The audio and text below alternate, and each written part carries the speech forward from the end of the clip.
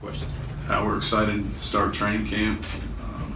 Obviously, Coach addressed Josh, and our hearts and prayers go out to his family as a team.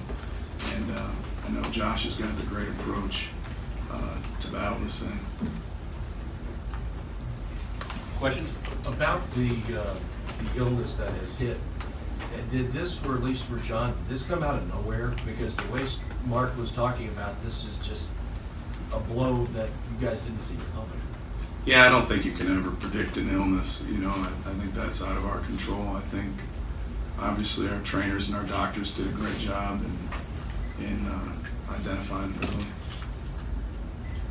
Despite losing Josh for the foreseeable future, how do you feel about that defensive line now? You know, we kind of talked about this a week ago.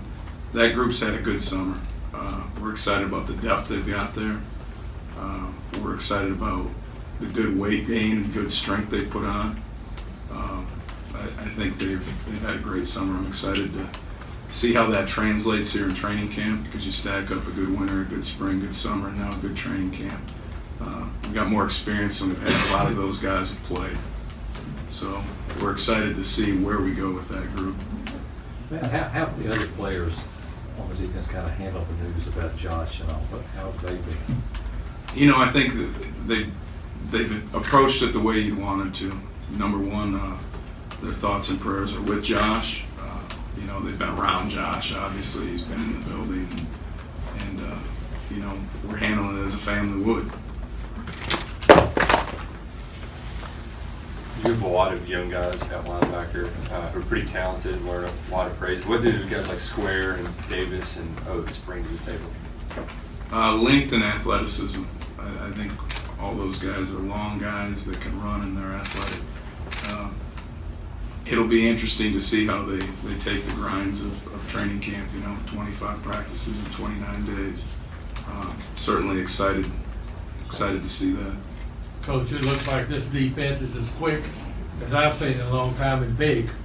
So that's what you've been looking for. Yeah, we're excited. I mean, I think Coach alluded to it earlier that there's a lot of experience, there's talent, and there's guys that are returning that have taken on leadership roles through the spring and the summer.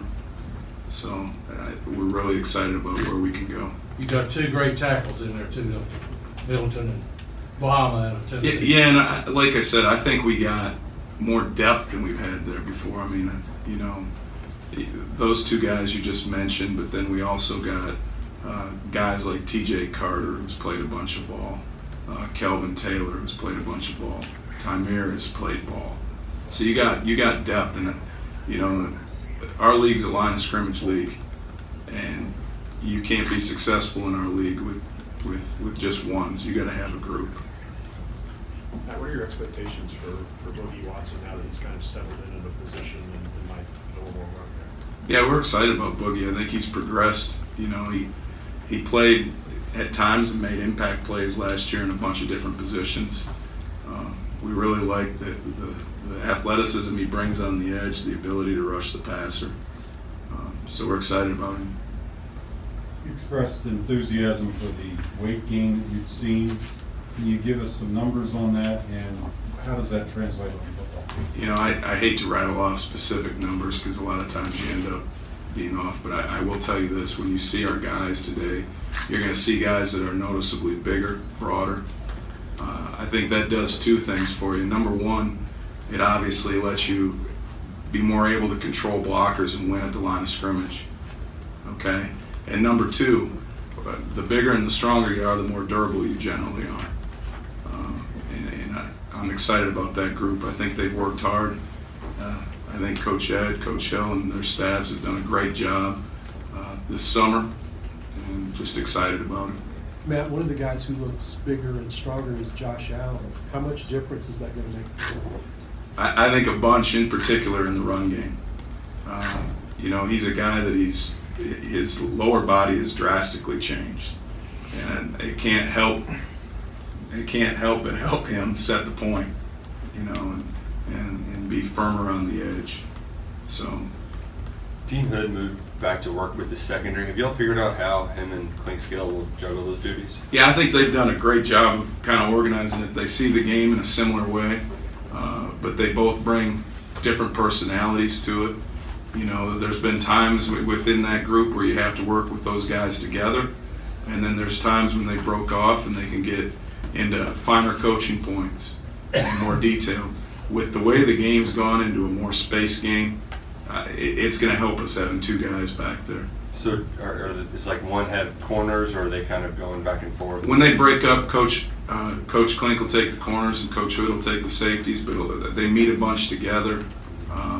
You know, and there's times where they'll break up sides too, where, hey, they'll be working on a concept to the field and a concept to the boundary. With Edwards playing the slot more, you have Weston Edwards usually at the safety.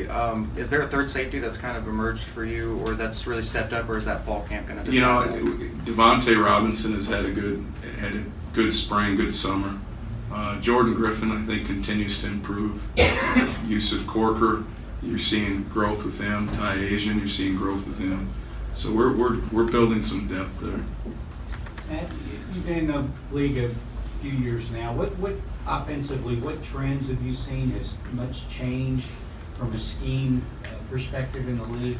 You know, I think at the end of the day, there's certain offenses that run the quarterback more, certain that don't.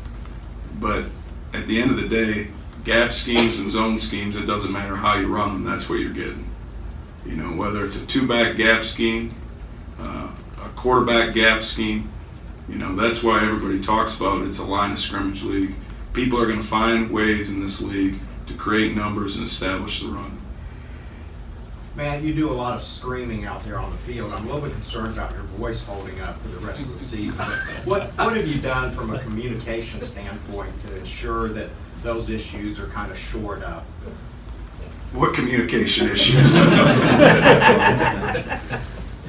I know it can get pretty hectic there during the last 5 minutes of a game, so I didn't know if there were any things that you all. Yeah, I think, I mean, number one, you add another coach on defense, which is going to help. Another set of eyes, you know. But it's something that you rep and you practice. When we have scrimmages, just like the players are practicing simulating the game, the coaches are practicing simulating the game. We'll go through test runs with headsets and where our eyes are and the chain of communication. Because so often the piece that's missed is, you know, there is a chain of communication and there is an order and a procedure. So we'll drill that as a coaching staff, just like the players simulate a game in a scrimmage. How's the demeanor changed from the secondary? Last year and years past, Mark was really high on the DBs, and I think he felt they let him down a little bit. What have you seen out of the secondary? Again, I'm excited about that group because I think they've had a great summer. They've committed themselves. All right, you've seen a heightened level of preparation. You see them around the building watching film together. You see them around the building talking about coverages. You see them down in the weight room working. You know, that's the great thing about 2018. 2018 is better than 17, and it's different. So, you know, I think you learn from the past, but you don't go backwards. Man, as a defensive coordinator, when you watch Benny Snell, even in practice, what impresses you about him? Competitive spirit. You know, obviously we all know he's talented, but his approach and his competitive spirit. I remember one day this past spring, he might not have had the practice he wanted to, and I walk in the building, and he's irritated, and I think that's what Benny brings. You can't help but improve around him because you better bring it because he's going to bring it in practice. How much of an emphasis is forcing turnovers going to be? Obviously, you know, getting the pass rush from the defensive line would help, but what else can you do to emphasize that and create it? Huge. Absolutely huge. Anytime you can create possessions, number one, you play less defensive plays. So the opponent's odds of scoring go up or go down. And obviously we're creating the possession, so our odds of scoring go up. You know, every day we start practice with a takeaway circuit. Some of that is how you affect the quarterback but a lot of that also is how you affect the ball carrier, and then what you do when the ball's on the ground. You hear all the time us talk on defense about straining to the football, and I think a big level of force and takeaways is straining. Matt, what is Brad like with his background like? He's a great technician, and I think he sees the bigger picture, you know. He's done a great job with those outside linebackers, just teaching them the finer points of the position, how to watch film, how to steal little inches. What are your expectations for Chris Oates specifically as well? I hate to say that until I see him with pads on. You know, I think we recruited a great kid, all right, who's a great athlete, but we got to see him in college football practice first before we put any expectations on him. What's the most difficult adjustment for those freshman guys when they first get here for camp? Probably the speed and the tempo of practice. You know, and I think Coach Stoops does a great job of doing this. When we put the ball down, I mean, there's a sense of urgency in practice, and there's a sense of tempo, moving from drill to drill, rep to rep, snap to snap. And I think that's probably the biggest adjustment coming from high school into college. And then obviously competition. I mean, you know, you're a great high school football player, there might be one or two great high school football players on your team. We're here, it's a team made up of great high school football players. Man, how comfortable are you with Cash Daniel tomorrow? I'm really excited about Cash. I think he's prepared well for this opportunity. He had a good spring, good summer. You know, he's a guy who's been here really 3 springs now. And I'm really excited to see Cash this season. Coach, you brought another Paintsville Tiger on, and Tyler Couch, too. Tyler Couch walking on, I noticed. Mm-hmm. It'll be, again, that's what training camps, you know, for, to see what we have. All right, folks, thank you very much.